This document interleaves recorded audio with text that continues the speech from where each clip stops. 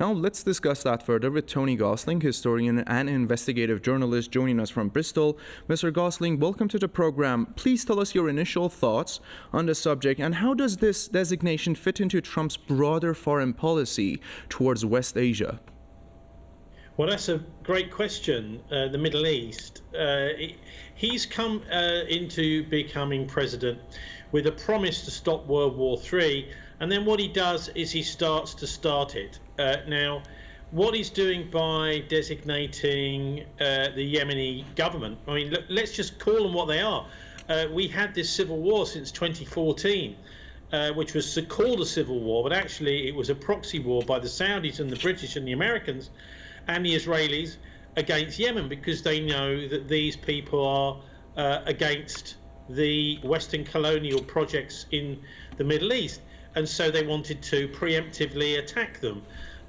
So I don't know if you remember the figures. It's roughly 350,000 Yemenis died in that, and we were told, many of us around the world and in the West, that the Houthis were the rebels. Actually, what's ended up happening is they are not a resistance movement, really. They are the Yemeni government, and the Yemenis have suffered from occupation from various people, but including the British Empire, who just pulled out in the 1960s with very little bloodshed. But it's not really surprising that the Yemen should be against Israel. Now, really what Trump is saying here is anybody that doesn't do as we tell them is a terrorist organization, not a country, a terrorist organization. Yemen is a country. The Houthis are the Ansarullah, and they are the legitimate government now. There really is no other force in town. I mean, there are other forces in Yemen, in the old country we used to call Yemen, but they're very, very much smaller. And what's happened is the old Yemen has now established itself as a specific individual nation after this horrible attack. Let's not forget that during that so-called civil war, which wasn't a civil war at all, it was an attack by Saudi Arabia, a war with Saudis killing them for the British.